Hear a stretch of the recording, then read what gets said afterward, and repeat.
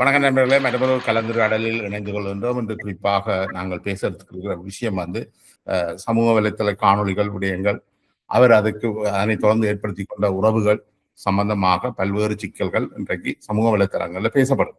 இது தொடர்பில் இதனுடன் சம்பந்தப்பட்டவரும் பாதிக்கப்பட்டவருமான இலக்கியா ஹரி அவர்கள் எங்களோடு இது தொடர்பில் பேசுவதற்கு இணைந்து கொள்கின்றார். வணக்கம் இலக்கியா. வணக்கம். மாலினி கட்டார்ல நிக்கைக்குள்ள இவரை உங்களோட ஹரிபிரசாத்தை சந்திச்சாவா? ஹரிபிரசாத் சந்திச்சிருக்கிறாவு. ஆனா எனக்கு அந்த தகவல் பிறகுதான் தெரிஞ்சது.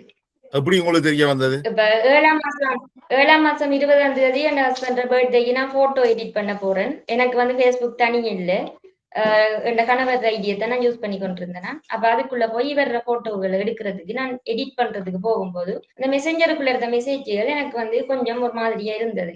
ஐ லவ் யூக்கு மீ டூ போட்டிருந்தாவு. மற்றது கட்டாருக்கு வந்தவள் புருஷனையே பார்க்காம போய்த்தாள் அப்படி போட்டிருந்தாரு. பிறகு 2-3 கதைகள் போட்டிருந்தது. எனக்கு ஒரு மாதிரியா நெருடல தந்தது. அப்ப நான் அந்த ஏற்கனவே ஒரு மெசேஜ் ஒன்று, வாய்ஸ் மெசேஜ் ஒன்று வந்ததுன்னு சொல்லி சொன்னேன். ஒரு ஆண் நண்பர் ஒரு ஆள் மாலினியோட கதைச்சிருந்தவரு.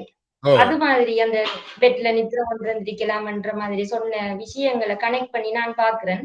அப்ப இவவோட இப்படி கதைக்கிறது ஒரு இது போல, அது அவாத சாதாரணமா எடுக்கிற ஒரு ஆள் போல என்ற ஒரு மனநிலையில நான் என்ன செய்யறேன், என் கணவர்கிட்ட விஷ் பண்றதுக்காக எல்லா இதுலயுமே 12 மணி 00:00 இருக்கக்குள்ள இவர் எனக்கு விஷ் பண்ணுவார். அதே மாதிரி நானும் விஷ் பண்ணுவேன். ஒரு பொங்கல் அடிக்கட்டும், பரிசங்கள் அடிக்கட்டும், மகளிர் தினம் அடிக்கட்டும், அந்நிய தினம் அடிக்கட்டும், எதுவா இருந்தாலும் அப்படித்தான் பழமையா நடக்கிறது. பிள்ளைகள பர்த்டே ஏதோ. அப்ப நான் 12 மணிக்கு கோல் எடுக்கிறேன். என் போன் அவருக்கு ரீச் ஆகல, காலிங் தான் வருது. 12:20க்கு தானே அவர் எனக்கு திரும்ப எடுக்கிறாரு. அப்ப நான் 20 மணித்தியாலும் வெயிட் பண்ணி கொண்டிருக்கிறேன் இவருக்கு விஷ் பண்றதுக்காக. எனக்கு இந்த விஷயங்களும் இருக்குது கேட்கறதுக்கு. அப்ப நான் அதை பொறுமையா வச்சு கொள்றேன். பிறந்த நாள் அன்னைக்கு கேட்க கூடாதுன்னு மனசுக்குள்ள வச்சு திரிக்கிறேன். நான் வீடியோவை எடிட் பண்ணியும் போட்டுட்டேன். அந்த வீடியோவை பார்த்ததாலதான் கவரேஜ் பிரச்சனையால அந்த போனை அட்டன் பண்ண இயலாம போனதுன்ற ரீசனை அவர் சொல்றாரு. அப்ப நான் மாறி கேட்கிறேன், அந்த வீடியோவை பாக்குறது முக்கியமா, இல்லாட்டி நான் விஷ் பண்ணதுக்கு பிறகு நீங்க அதை பார்த்திருந்திருக்கலாம் தானே, இப்ப இந்த போனை நீங்க ஆன்சர் பண்ணிருக்கலாம் தானே என்ற ஒரு கேள்வியை நான் கேட்கிறேன். கேட்டுட்டு எங்களுக்குள்ள சண்டை வருது. அதுக்கு பிறகு நான் அந்த சண்டை கோபத்திலேயே என்ன செய்யறேன், இந்த ஸ்கிரீன்ஷாட் எடுத்து அந்த மெசேஞ்சர்ல அவ போட்டிருந்ததை ஒரு 3-4 ஸ்கிரீன்ஷாட் எடுத்து இவருக்கு அனுப்புறேன். இது என்னது, இப்படி ஏன் கதைச்சனீங்க, ஒரு ஆளோட இப்படி கதைக்கிறது சரியா, என்னதுக்காக இப்படி கதைச்சனீங்கன்னு சொல்லி நான் இவர்கிட்ட கேட்கிறேன். கேட்கவும் இவர் மழுப்பி தான் காரணங்கள் சொல்றீங்க ஒழிய டிரெக்டான பதில் இல்லை. அப்ப நான் நைட் தானே, அப்ப அதால நான் ஒண்ணு பேசல. இவர் பெஸ்ட் ஃப்ரெண்ட் ஒரு ஆள் அண்ணா முருகன், அவர் 89ஆம் ஆண்டு பிறந்ததால நான் அண்ணாண்டு தான் சொல்றேன்னா. இவருக்கு நெருக்கமான நண்பர். அவருக்கு ஒரு சர்ப்ரைஸ் பண்றதுக்காக அவர் ரூமுக்கு போயிருக்கிறாரு. அப்ப இவர் அழுது கொண்டு இருந்திருக்கிறாரு. சரியா விம்மி அழுது இருக்கிறாரு. அப்ப அழக்குள்ள இவர் என்ன ரீசன் உள்ளன்னு எனக்கு கால் பண்ணி உடனே கேட்டவர். ஒரு 3 மணி டைம் இருக்கும் கால் எடுக்கிறாரு. இப்படி ஹரி அழுறான், என்ன காரணம் என்று கேட்கவும், அப்ப நான் சொன்னேன் இப்படி தானே நடந்தது, இப்படி பிரச்சனை நடந்தது, நான் என்னன்னு கேட்டேன்னா அது அவருக்கு கவலையா இருந்திருக்கு போல அழுறாரு என்று சொல்லி நான் சொல்லிட்டு விட்டுட்டேன். 7ஆம் மாசம் 21 கோல் எடுக்கிறேன். அப்ப அவர் திருப்பவும் அனுப்புறாரு. நான் சொன்னேன் தானே, நான் நிறைய தூரம் வைத்தேன்னு சொல்லி என்ன பார்த்து கொண்டு இருக்காதுன்னு சொன்னேன் நான். மற்றது காசு வரும் என்று சொன்னேன் நான். அந்த எல்லா கதைகளுமே எனக்கு திருப்தியான பதில்களா இல்லை. எனக்கு டிரெக்டா என்ன நடந்தது என்றது அவர் சொல்லாததால நான் என்ன செய்தேன், உடனே மாலினி என்றவருக்கு கால் எடுக்கிறேன். 7ஆம் மாசம் 21ஆம் தேதி என்ற நார்மல் போன்ல இருந்து நான் கால் எடுக்கிறேன். அப்ப அவ டென்மார்க்ல இருக்கிற வேலையில ஜாயின் பண்ணிட்டாவு. வெக்கேஷன் அவட வீட்டுக்கு போய் அவ முதல் நாள் வேலைக்கு போறாவு. அன்றைக்கு வேலை விட்டு வரும்போது நான் அவ கார் டிரைவ் பண்ணி கொண்டிருக்கிறான்னு சொல்றேன், நீ இப்ப எடுக்காதுன்னு எந்த கதைக்கு எதுவும் பிளான் பண்ணினாலும்ன்றதுக்காக நான் உடனே இவர கதையை கேட்கவே இல்லை. நான் உடனே அவருக்கு கால் அடிக்கிறேன். இப்ப ஒரு 2 ரிங்லயே இந்த கோலை தூக்கிட்டா. என்னடா இந்த நம்பர் இருக்குது தானே, நான் தானன்றது தெரியும் அவங்களுக்கு. அவ இந்த கோலை தூக்கிட்டாவு. அப்ப நான் என்ன நடந்தது, நான் கோவப்படல, எனக்கு கவலை இருந்தது, ஆத்திரம் இருந்தது. சரியான காரணங்கள் எடுக்கணும்னு சொன்னா ஒரு ஆளோட கோவப்படுறதால எடுக்கலாது. அப்ப அதால நான் ஆறுதலா கதைச்சாதான் அந்த விஷயங்கள் எடுக்கலாம்ன்றதால நான் பொறுமையா அவகிட்ட என்ன நடந்ததுன்றதை கேட்கிறேன். அப்ப அவ சொல்லித்தான் அந்த என்ன கல்யாணம் கட்ட போறது. நான் இப்ப ஏற்கனவே சொன்ன விஷயங்கள் எல்லாம் எனக்கு தெரிய வந்தது. என்ன சொன்னாண்டா, என்ன கல்யாணம் கட்டுறதுக்கு அவ தயாரா இருக்கிறதா கேட்டவரு, பிள்ளைகளோட நான் அந்த அளவுக்கு அட்டாச் இல்லைன்னு சொல்லி சொன்னவரு, உங்களுக்கு காசு தந்தா சரி என்ற மாதிரி சொன்னவரு, மற்றது இந்த நாட்டுக்கு வாரத்துக்கு நான் அவரை எடுக்கிறதுக்காக உதவி செய்ய போறேன். கட்டார்ல வந்து 6ஆம் மாசம் 19ஆம் தேதி நான் டிரான்சிட் வரக்குள்ள இவருக்கு வந்து ஒரு கிரெடிட் கார்டை கொடுத்துட்டு வந்தேன். 2 சேலரி காட்டுற கொப்பி அது வந்து கொடுக்கறது வந்து சட்டப்படி குற்றம். ஆனா நான் வந்து அவருக்கு அதுல கொப்பி ஒண்ணு கொடுத்தேன். நான் ஏன்னு சொன்னா கஷ்டப்படுற நேரம் வேலையும் கஷ்டமா இருக்குது, சாப்பாட்டுக்கு காசு இல்லைன்றதால அந்த செலவுகளுக்கு ஏதாவது தேவைன்னு சொன்னா இதுல வட்டி எடுன்னு சொல்லி நான் வந்து காசு கொடுத்தேன். நான் பர்த்டே அன்னைக்கு 5 லட்சம் ரூபாய் காசு வந்து தொழில் ஒன்று தொடங்குறதுக்காக கொச்சிக்காத்தூள் பிசினஸ் வந்து ஆரம்பிக்கிறதுக்காக நான் வந்து இவருக்கு ஒரு முதலீடா இருக்கட்டும், ஞாபகமா இருக்கட்டும், பர்த்டே என்று சொன்னா ஞாபகமா இருக்கும் என்று சொல்லி அந்த காசை வந்து நான் இவருக்கு பர்த்டே அன்றைக்கு கொடுத்தேன். அப்ப எனக்கு அப்பதான் ஞாபகம் வருது. அப்ப 12 மணிக்கு நான் கோல் எடுக்கும் போது அப்ப இவோட தான் இவர் கதைச்சு கொண்டு இருந்திருக்கிறது என்ற ஒரு சிந்தனை மனசுக்குள்ள வருகிறது. அதுக்கு பிறகு சொல்றா, நாங்க வந்து கதைக்கல, நிறைய நேரம் கதைக்கல. என்னன்னா நான் டிரான்சிட்ல வந்தேன்னா ஒரு 2 ஹவர்ஸ் தான் எனக்கு டைம் இருந்தது. அதால நான் வந்து கிரெடிட் கார்டை கொடுத்தது ஒரு ஹாய் பாய் தான் சொல்லிட்டு நான் உடனே திரும்பித்தேன் என்ற மாதிரி தான் இவ வந்து என்கிட்ட சொல்லியிருந்தா. அப்ப நான் எந்த சைட்ல அவ்வளவுத்தையும் கேட்டதுக்கு பிறகு நான் சொல்றேன், இப்படித்தான் பிள்ளைகள் 3 பேரும் ஒரே தட்டுல தான் சாப்பிடுறாங்க. எங்கிற பழக்கம் ஒன்று இருக்குது. பிள்ளைகள் வந்து எல்லா கறிகளையும் ஒதுக்கி வைக்கிறதால ஒரே தட்டுல சகான்ல போட்டு நாங்க பிள்ளைகளுக்கு தீர்த்திட்டு பெரிய பிள்ளை தான் நீ அள்ளி சாப்பிடுவேன், 2வது பிள்ளைக்கு ரெண்டு கணவர் தீர்த்தினா கடைசி பிள்ளைக்கு நான் தீர்த்திட்டு மிச்சம் அரிக்கிற சாப்பாட்டை நாங்க சாப்பிடுறது வந்து வழக்கம். இது வந்து வீட்டுல இருந்தாலே இதுதான் நடக்கும். வரை இவர் இல்லாட்டியும் பிள்ளைகளும் அப்படித்தான், நானும் அப்படிதான், இப்படித்தான் நாங்க இருக்கிறோம். நாங்க நல்ல ஒற்றுமையா இருந்திருக்கிறோம். என்ற இவரை பத்தி ஒரு கெட்ட விதமா நான் சொல்லல, நல்ல விதமா தான் சொன்னேன்னா. இவர் வந்து நல்ல குணம், என்ன வந்து நல்ல அன்பா பார்த்திருக்கிறாரு, புள்ள பருவ நேரம் எல்லாம் கடும் கஷ்டப்பட்டு என்ன பார்த்திருக்கிறாரு, சமைச்சு தரது ஹெல்ப் பண்ணுவாரு. இப்படி வந்து நாங்க அன்பாவும் பாசமாவும் தான் இருந்த நாங்க குருவி கூடு மாதிரி இருந்த ஒரு குடும்பம் இது. இப்படி அவர் முடிவெடுத்திருக்கிறாரு. சரி, நான் வந்து அவர்கிட்ட கதைக்கிறேன். இதுல வந்து எந்த மைண்ட்ல எப்படி இருந்ததுன்னு சொன்னா, இவர் டென்மார்க் போனதுக்கு பிறகுதான் இவ கல்யாணம் கட்ட போறது. அப்ப எனக்கிட்ட அதுக்குத்தான் இவர் விவாகரத்து கேட்டிருக்காரு என்றது வந்து இந்த மைண்ட்ல அப்ப தோணிச்சு. அப்ப இதை வந்து இவர் சொல்றதுக்கு தயக்கத்துல எனக்கிட்ட வந்து விவாகரத்து தாண்டு கேட்டிருக்கிறாரு. ஆனா டென்மார்க்கு போனால்தான் இவர் கல்யாணம் கட்ட போறது என்றது இந்த மைண்ட்ல இருந்தது. அப்ப நான் இவகிட்ட கதைச்சதுக்கு அப்புறம் அவ எனக்கிட்ட கடுமையா அழுதா, நீங்க வந்து ஏசி இருந்தா கூட நான் இதை பொறுத்து கொண்டிருப்பேன், நீங்க ஏச கூட இல்ல, இவ்வளவு பக்குவமா கதைக்கிறீங்க, இவ்வளவு மெச்சூர்டா அடிக்கிறீங்க.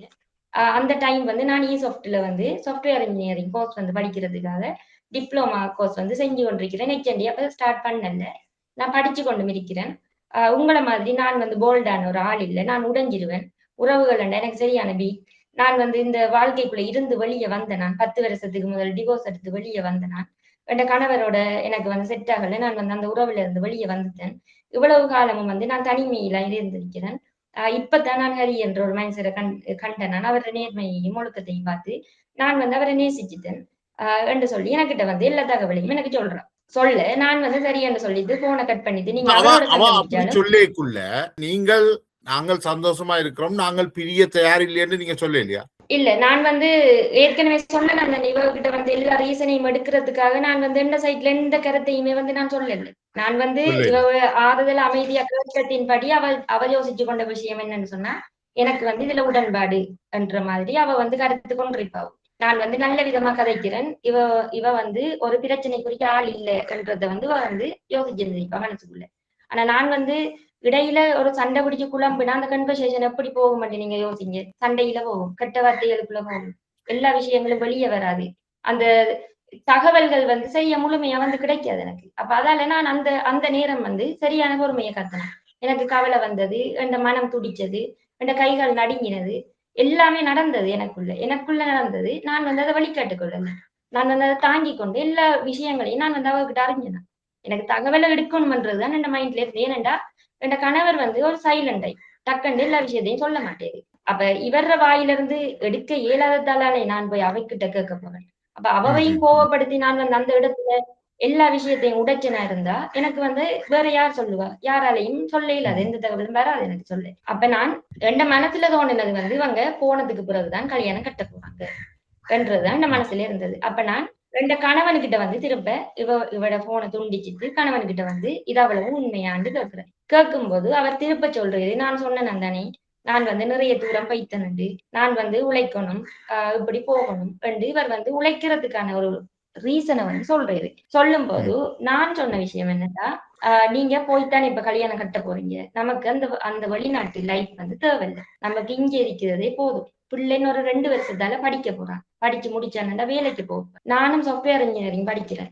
ஒரு 1.5 வருஷத்தால 2 படிப்பு முடிஞ்சா நானுமே ஏதோ ஒரு வேலைக்கு போனா 1.5 லட்சமோ 2 லட்சம் சம்பளம் வேணும். சரி, உங்களுக்கு பெரிய நாட்டுக்கு தான் போகணும்ன்ற ஆசை இருந்தா குடும்பத்தோட எல்லாரும் போவோம். நீங்க நான் பிள்ளை 3 பேர் வேலை செஞ்சா அந்த நாட்டில் நமக்கு வாழ்றதுக்கான காசுக்கான மற்ற 2 பிள்ளைகளையும் படிப்பிக்கலாம் என்ற எல்லா இதையும் நான் வந்து சொல்றேன். சொல்லும் போது இவர் வந்து சொன்ன காரணம், அந்த 7 லட்சம் ரூபாய்க்கு ஒரு வட்டி கடன் இருந்த கடனை வந்து முடிக்கிறதுக்காக 10 லட்சம் ரூபாய் காசு கடனாக வட்டிக்கு வாங்கி கொடுத்திருக்கிறாவு. 49,000 ரூபாய் வட்டியை 20,000 குறைச்சிருக்கிறாவு. அதே மாதிரி அந்த 5 லட்சம் ரூபாய் பிசினஸுக்கு ஸ்டார்ட் பண்றதுக்கு வந்து கொடுத்து, மற்றது வந்து நான் திருமணம் செய்யறேன்னு வாக்கு கொடுத்து கிட்ட கதைச்சிருக்கிறேன். இவர் மீடியாவில் இருக்கிறாவு. அப்ப காசுக்கு பழகி நம்மளை ஏமாத்தித்தானன்றத இவ வெளியிட்டு என்ன வந்து கேவலப்படுத்தினாவன்னு சொன்னா எனக்கு வந்து இது ஒரு அவமானமா போகும். அதால நான் வந்து இதுல இருந்து கொஞ்சம் யோசிச்சுதான் வெளியே வரணும் என்று சொல்லி இவர் சொல்றாரு. இவர் இந்த விஷயத்துல தயக்கம் காட்டுறதுன்றதால திருப்ப நான் என்ன செய்வேன், அதே மாதிரி மாலினி கிட்ட போய் மெசேஜ் பண்றேன். அவர் வந்து கொஞ்சம் யோசிக்கணும்னு சொல்றாரு. இந்த வாழ்க்கையில இருந்து நீங்க வெளியே வாங்க, விட்டுத்தாங்க. இதுக்குள்ள வந்து எங்கட குடும்பம் பிள்ளைகள் எல்லார வாழ்க்கையும் இதுக்குள்ள அடங்குது. அதால இதுல இருந்து அவர் கொஞ்சம் யோசிக்கணும்ன்றாரு என்றதை நான் வந்து சொல்லவும், சரியம்மா டைம் எடுக்கட்டும், ஹரி சொல்லட்டும், என்ன வந்து தேவையில்லைன்னு ஹரி சொல்லட்டும். சொன்னா நான் இதுல எந்த விதமான ஒரு இதுவும் இல்லாம நான் ஒதுங்கி கொள்றேன்ன்றது சொல்றாவும்.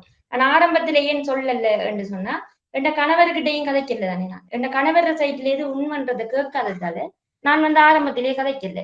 இப்ப சரியான முறையில கேட்டா மட்டும்தானே அதுக்குரிய விட வருமன்றதால கணவன்கிட்ட போய் இதை கன்ஃபார்ம் பண்ணிட்டு நான் 2வது தரம் போய் சொல்றேன். சொல்லும் போது அவவும் வந்து சொல்றா, சரி நான் வந்து யோசிக்கிறேன் சொல்லிட்டு உங்களோட நிலைப்பாட நீங்க சொல்லிட்டு நான் வந்து சூசைட் பண்ண போறேன்னு சொல்லி உங்களுக்கு அவரோட வாழத்தான் விருப்பம் என்றதை நீங்க சொன்னீங்களா அவகிட்ட, மாலினிட்ட? சொன்னேன். அது வந்து மெசேஜினூடாக சொன்னேன். எனக்கிட்ட வந்து சட் இருக்குது. நான் வந்து சொன்னேன். அவ வந்து சொன்னா, நேரா கதைக்கும் போது சொல்லல. நான் நேரா கதைக்கும் போது நீங்க அப்போதைக்கு 2வது தரம் கதைக்கும் போது சொன்னேன். முதல் தரம் சொல்ல இல்ல.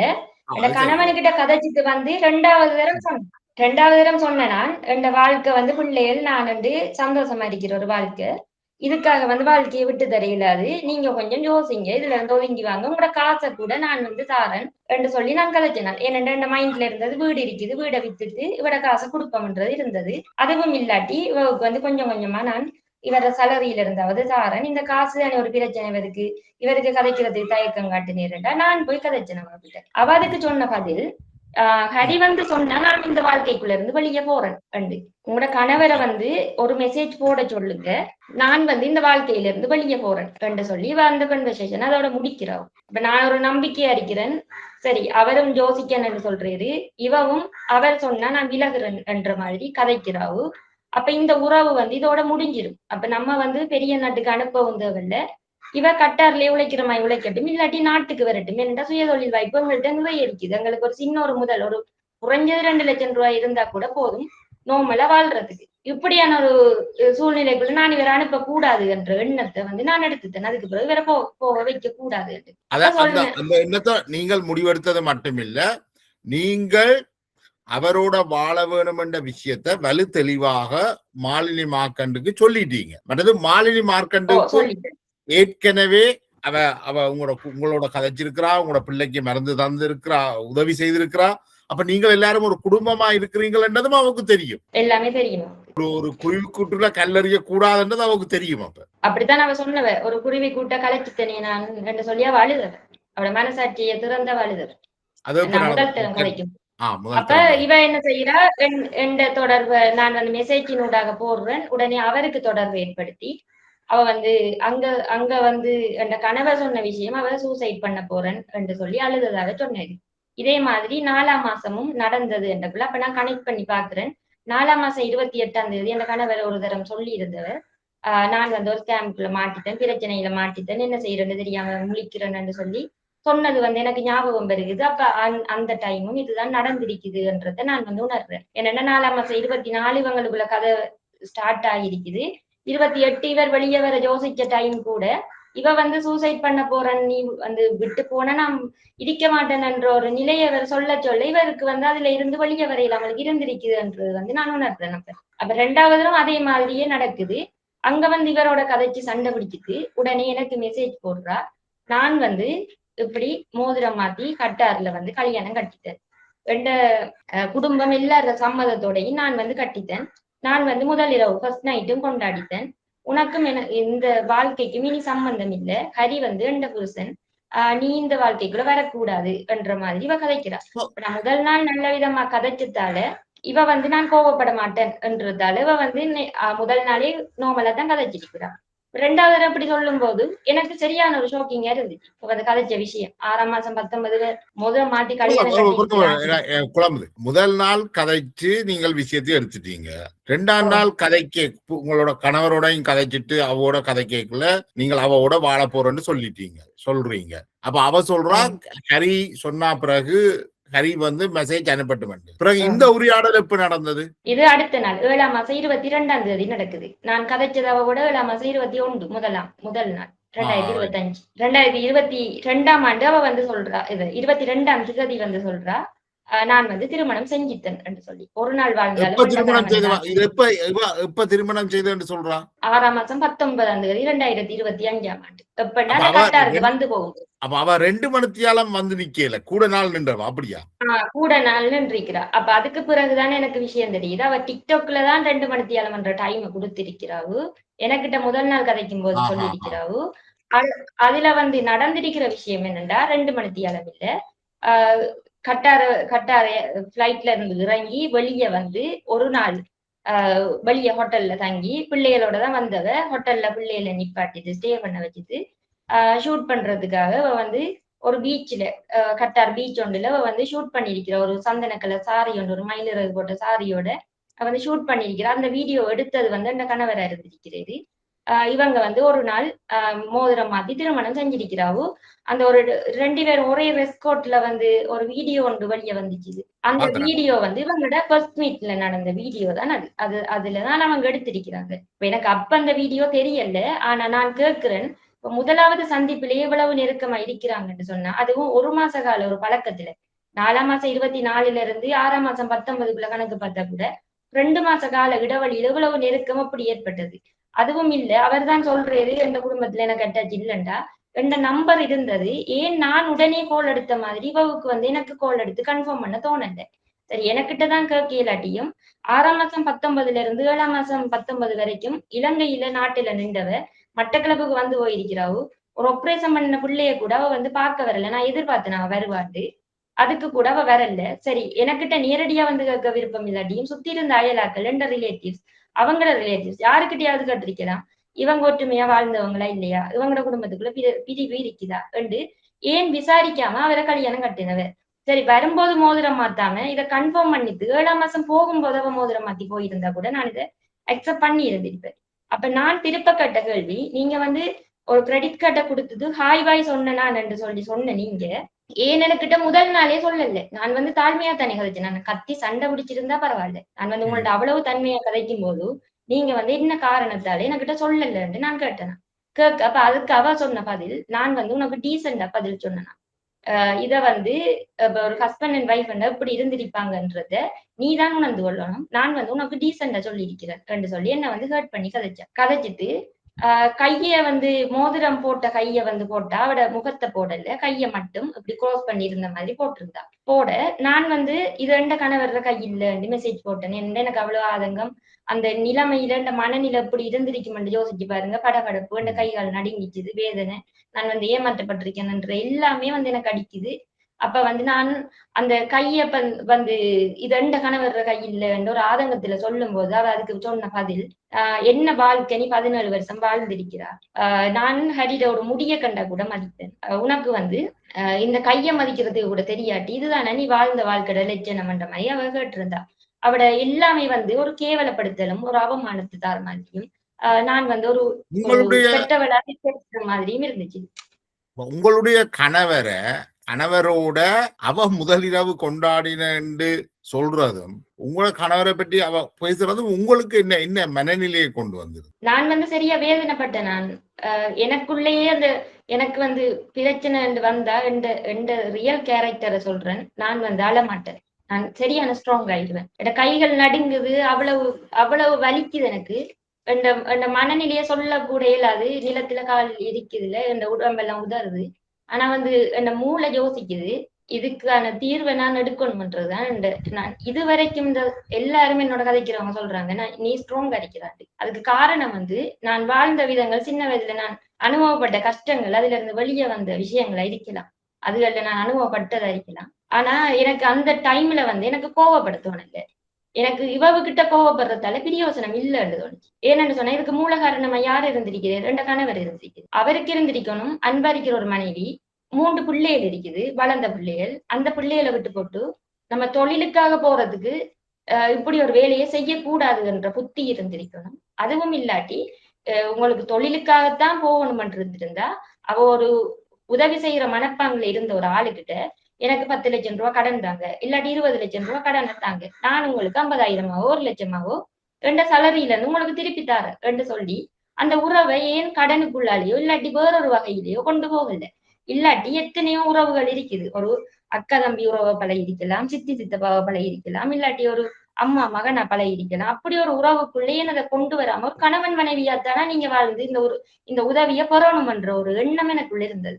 அப்ப அதனால நான் இவர்கிட்ட அவ்வளவு அவமானப்பட்டதுக்கு பிறகும் நான் வந்து சொல்றேன், ஆரம்ப கால வாழ்க்கையில எங்களுக்குள்ள இப்படி பிரச்சனைகள் வந்திருக்குது. அப்புறம் உங்களோடய நிலைச்சு நிக்க போறல, ஏதாவது ஒரு பிரச்சனை பட்டு வெளியே வர போறது, நீங்க வந்து இதுல இருந்து வெளியே வாங்கன்னு சொல்லும் போது அவ எனக்கு சொன்ன விஷயம், உனக்குண்ட கணவனை வந்து கைக்குள்ள வச்சிருக்க தெரியாது, எப்படி பொம்பளையோட கதைக்காமலுக்கு கண்ணுக்குள்ள வச்சு பார்த்து கொள்ளணும் எனக்கு தெரியும். அதால நான் வந்து இது வந்து நான் ஒரு எழுத்து கூட நான் பொய் சொல்லல. எல்லாமே எனக்கு சட்டுல அவ போட்ட மெசேஜ்கள்ல ஆதாரங்களா இருக்குது. நீங்க வேணுமெண்டா இதை நீங்க இணைக்கிறேன்னா கூட நான் அதுக்கு சம்பளம் சொல்றேன், நான் வந்து அதை உங்களுக்கு தருவேன். அது எல்லாமே வந்து எனக்கு அவ்வளவு வலிய தந்தது. அவ வந்து டைப் பண்ணி எனக்கு போட்டிருந்தாவு. இத வந்து எந்த கணவனை இன்னொருத்தியோட கதைக்காமலுக்கு எப்படி பாதுகாத்து கொள்ளணும் என்றது வந்து எனக்கு தெரியும்.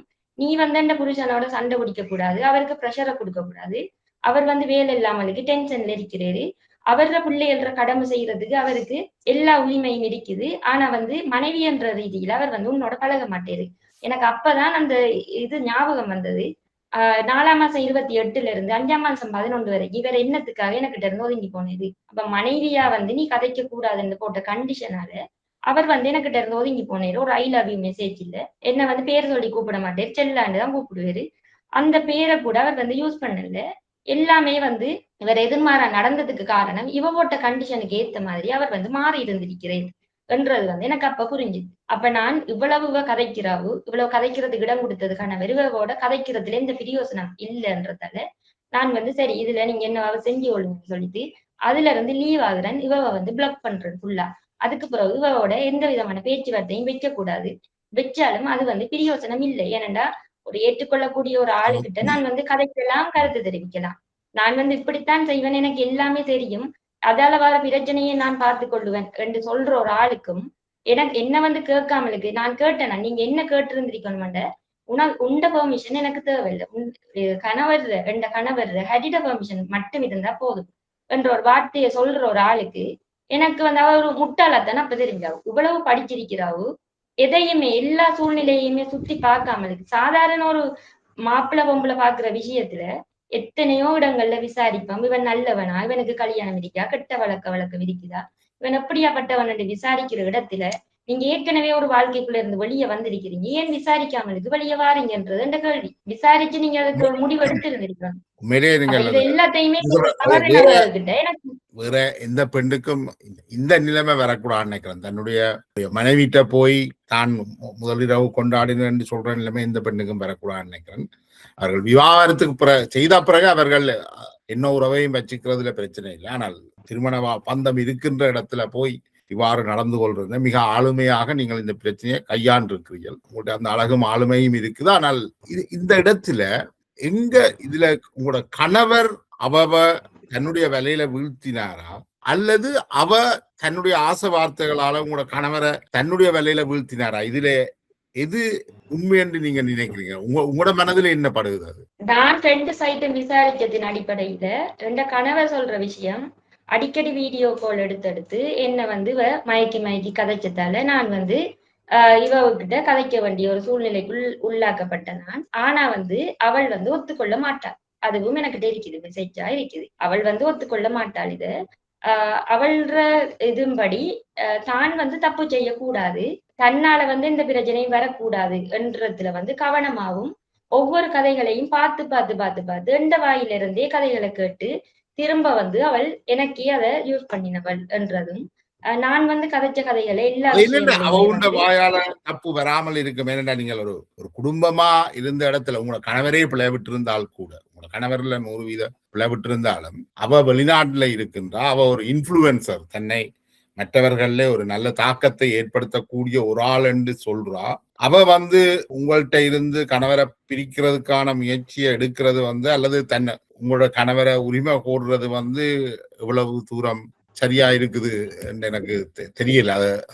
அது வந்து சரியா இருக்குதுன்னு தெரியல. ஆனா இந்த பிரச்சனையை நான் ஹேண்டில் பண்ணினத்தை பத்தி கதைச்சதுக்கு பிறகுதான் அதுல நீங்க ஒரு முடிவு எடுக்கலாம். யாரா இருந்தாலும் சரி, சட்டத்தரணியா இருந்தாலும். ஏன்னா இது வந்து 1 நாள் 2 நாள் பிரச்சனை இல்லை, இது வந்து 1 வருஷமாக போற ஒரு பிரச்சனை. அதுக்குள்ள எத்தனையோ சூழ்ச்சிகள் இருக்குது, எத்தனையோ விஷயங்கள் இருக்குது, யாருல எங்க பிள்ளை என்ன பிரச்சனைன்றது வந்து இருக்குது. இது வந்து எந்த கணவரின் கருத்துப்படி அவவுல இவர் வச்சிருந்த அபிப்பிராயம் என்ன வந்து வீடியோ கால் எடுத்து கதைச்சி எனக்கு மோட்டிவேட் பண்றேன்னு அதை இதையும் காட்டி ஒரே வீடியோ கால் வாரதும் கதைக்கிறதும் என்ன வந்து கேர் பண்ற மாதிரி நடந்து கொண்டதால நான் வந்து கதைக்க தொடங்கித்தேன்ன்றது என்ற கணவர் கருத்து. அதே மாதிரி அவட கருத்து என்னன்னு சொன்னா, நான் வந்து உன்னை தேடி வந்தேனா, நீயாத்தான் வந்து கதைச்ச, நீ என்னோட நீயாத்தான் எல்லா விஷயங்களையும் எனக்கு ஷேர் பண்ணினா, நீயாத்தான் கல்யாணம் கட்ட போறேன்னு சொல்லி கேட்டா, நானும் உண்ட சூழ்நிலையில பார்த்து நான் ஓமண்டு சொல்லி இருக்கிறேன். நான் உன்னை எந்த விதத்திலையுமே உண்ட தகுதிகளை நான் கணக்கிடல, சாதாரண ஒரு ஆள் நீ, உனக்கிட்ட பணமா எதுவுமே இருக்கல, பிள்ளைகள் வேற இருக்குது. ஆனா நான் வந்து உண்ட நிலைமையை பார்த்து நான் வந்து உன்னை அக்செப்ட் பண்ணிருக்கிறேன். இதுல வந்து எந்த தப்பு என்ன இருக்குதுன்றது வந்து அவட கேள்வியா இருக்குது. 2 பேரும் மாத்தி சொல்றாங்க. ஆனா வந்து 2 பேர்லயுமே வந்து தவறு இருக்குது. இது வந்து சூழ்நிலை அவங்களுக்குள்ள கதைகளை உருவாக்கி இருக்குது. இவருக்கு இருந்த கஷ்டமான பிரச்சனையும் அவருக்கு இருந்த அந்த சப்போர்ட் அந்த டைம்ல அந்த டிக்டாக் அதுகள்ல வந்து அவ பேசி போட்டிருந்த விஷயங்கள், அந்த வீடியோகள்ல நீங்க போன வருஷம் பார்த்திருந்திருப்பீங்கன்னு நினைக்கிறேன். அப்ப அவ வந்து மென்டல் ரீதியா ஒரு பாதிப்புக்கு உள்ளாக்கப்பட்டிருக்கக்குள்ள இவர் அரவணைப்பு அவருக்கு வந்து ஒரு சரியான வழிகாட்டுதலா இருந்திருக்கலாம். மாலினி மார்க்கண்டோடைய எனக்கு உண்மையிலே தெரியாது. எனக்கு மாலினி மார்க்கண்டோட வீடியோக்களை நான் பெருசாக இதை பார்த்தது இல்லை. எனக்கு அது ஆர்வமும் இருக்கேன். ஆனால் அண்மையில சில நாட்களுக்கு முதல் தான் இந்த பிரச்சனை எனக்கும் தெரிய வந்தது.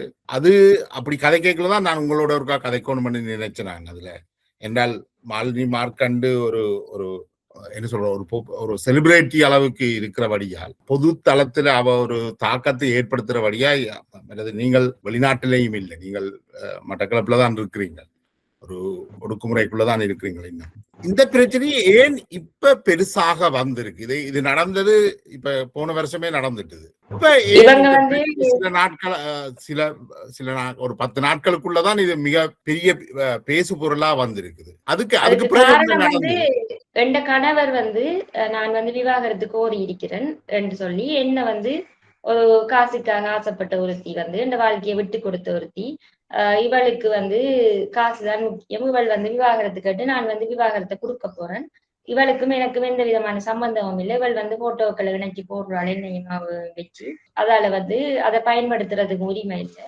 என்று சொல்லி தண்ட சமூக வலைத்தளத்துல தண்ட பேஸ்புக் பேஜ்ல வந்து வேற என்ன பத்தின கருத்துக்களை போட்டிருந்ததுக்கு பிறகு அதை எந்த ரிலேட்டிவ்ஸ் பார்த்திருந்தவங்க நான் அதை எடுக்கல, மாலினிக்கிட்டையும் போய் சொன்னேன், அவவும் வந்து எடுக்கல, அவங்களோட சகோதரம் ஒரு ஆளுக்கு வந்து மெசேஜா போட்டிருந்தேன், அவர் ஒரு 2 நாள வேலை சம்பந்தமா பார்க்கலத, எனக்கு என்ன செய்யறன்னு தெரியாமலுக்கு.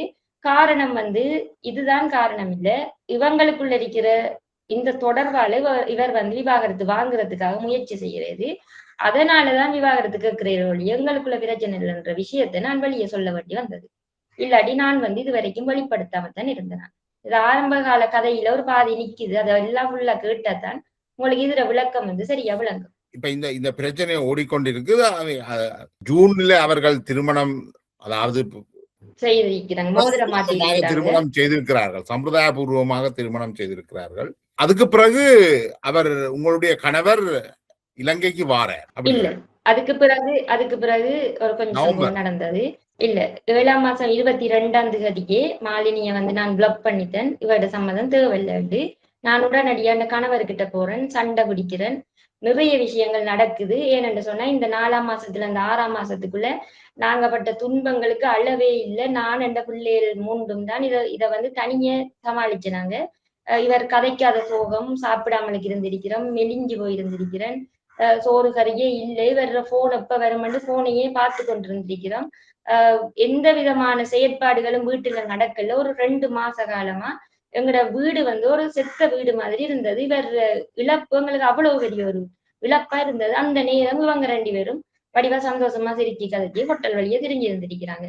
அப்ப இந்த 2வது மகனுக்கு சரியான விருப்பங்களோட என்னண்டா தோல்லை மாதிரிலையும் தூக்கி கடைசி 2 மாசமா அவ அங்கதானே இருக்கிறா. அங்க இருக்கிறா. போன் தொடர்புல இருந்ததால நான் வந்து இப்ப மனைவியா வரப்போறேன்னு சொன்னா உண்ட மனைவியோட இருக்கிற தொடர்பை நீ வந்து துண்டிக்கணும், பிள்ளைகளுக்கு மட்டும்தான் நீ அப்பா, மனைவி என்ற உனக்கு நான் மட்டும்தான் இருக்கணும் என்று மாலினி சொன்னதால இவர் வந்து என்னோட கதைக்காம விட்டுட்டேன். இதுதான் ரீசனா இருந்தது கதைக்காமலுக்கு இருந்ததுக்கு. ஆனா எனக்கு வந்து அது தெரியாமலுக்கு நான் என்னில எதுவும் பிள்ளை இருக்குதான்னு நான் என்ன திருத்தி இருந்திருக்கிறேன். இதுதான் நடந்தது இடையில. நினைக்கிறேன் நீண்ட உரையாடல் மிக வெளிப்படையாகவும் ஒளிவு மறைவில்லாமலும் மிக ஆளுமையாகவும் உங்களோட கருத்துக்களை நீங்கள் தெரிவிச்சிருக்கிறீங்க. உங்களுக்கு அது ஒரு மிக கஷ்டமான சூழல் என்றதையும் எனக்கு புரிந்து கொள்ளக்கூடியதாக இருக்கு. நன்றி இலக்கியா. சரி, நன்றி. என்ன ஏற்படுத்தினதுக்கு நன்றி.